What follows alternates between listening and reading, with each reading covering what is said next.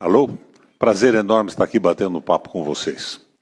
Eu fui prefeito de Curitiba, mas eu quero me apresentar para vocês. Por que eu fui prefeito e como que eu fui prefeito? Era de uma família de esquerda no Brasil.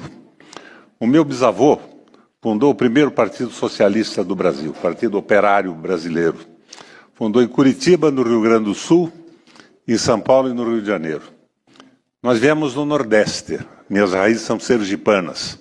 Posteriormente, raízes, pelo lado da minha mãe, curitibanas também, né? Raízes brasileiras do Sergipe e raízes alemãs por parte de minha mãe, que era guarapavana, em Curitiba. O meu pai chegou a ser vereador de Curitiba. E naquela época, Curitiba tinha bonde ainda, não é, Lafayette? Fressato era uma empresa que explorava o bonde de uma forma tão infame quanto exploram o ônibus hoje. Eram preços rigorosamente absurdos. E meu pai comprou aquela briga e fez um projeto eliminando a propriedade privada dos bondes. E esse projeto foi para o plenário da Câmara. E a Câmara Municipal de Curitiba, praticamente inteira, provavelmente recebendo algumas vantagens, votou contra o projeto. O meu pai foi para a tribuna, renunciou ao mandato e disse que não participaria de uma Câmara de Vereadores que tinha uma atitude como aquela contra os interesses do povo de Curitiba. Eu fiquei com aquela coisa do bonde na cabeça, depois vieram os ônibus no mesmo sistema de exploração. Licitações estranhíssimas, preços absurdos, e nós começamos uma batalha. Eu me elegi deputado estadual. E como deputado estadual, eu dei uma olhada na planilha de custos do transporte coletivo de Curitiba. Eu fui ao Hermes Macedo, que vendia material para ônibus, e comprei um pneu grande, um pneu de ônibus grandes de Curitiba, e comparei o preço do pneu que eu comprei, uma unidade, não tinha escala de compra nem nada, e o pneu que eu comprei estava custando a metade do que os empresários de transporte coletivo qualificavam na planilha. Eles cobravam o dobro, como se fosse o custo de operação. Daí nós começamos aquela briga toda e eu acabei me elegendo prefeito de Curitiba.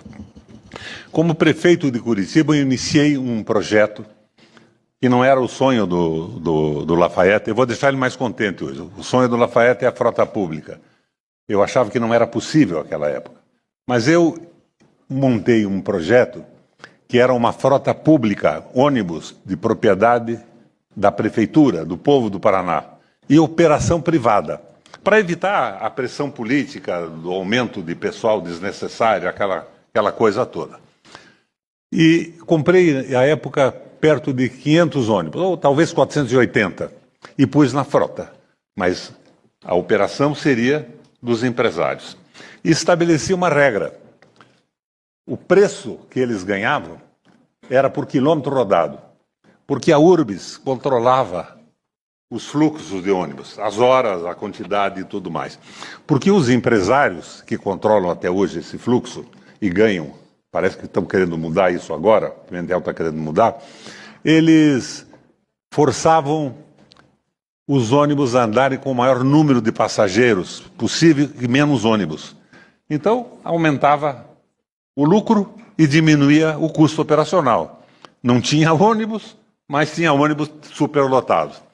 E nós tocamos esse processo até que eu saí da prefeitura e esse negócio na mão do Richa e dos prefeitos que me sucederam simplesmente acabou.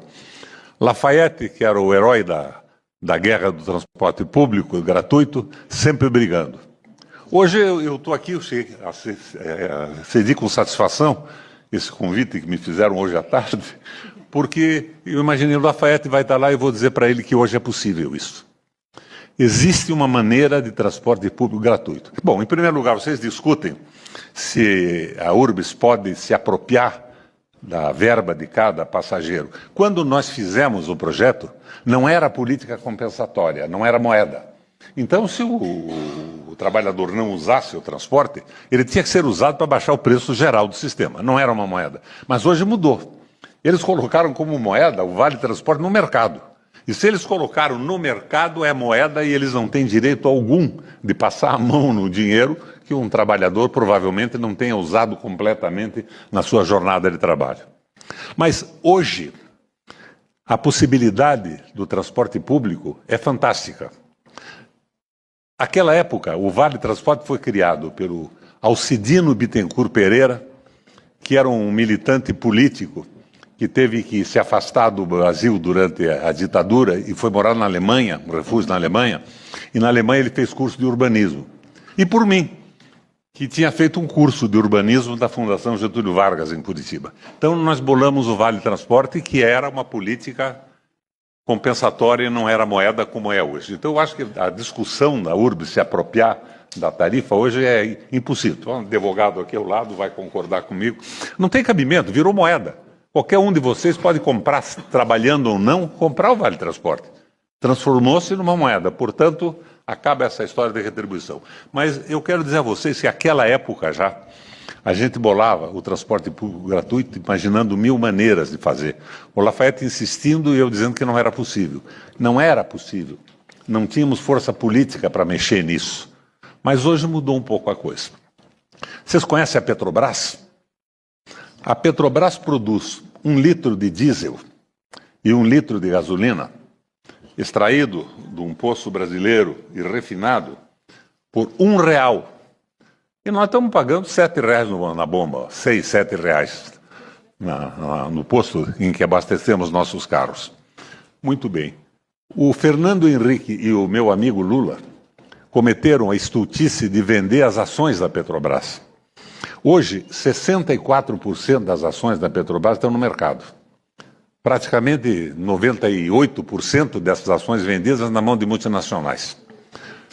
Mas, porém, todavia, contudo, o consumo interno de petróleo no Brasil é fantástico. O número de automóveis que existe nas cidades é uma coisa inimaginável. Eu tenho 84 anos, eu lembro da minha juventude em Curitiba, uma tia minha conseguiu comprar um Volkswagen e andava sozinha nas ruas. Hoje o congestionamento é brutal e o número de pessoas que andam de automóvel é fantástico. São pessoas que têm algum poder econômico. Então qual seria a solução? Para mim ser bem breve nessa intervenção.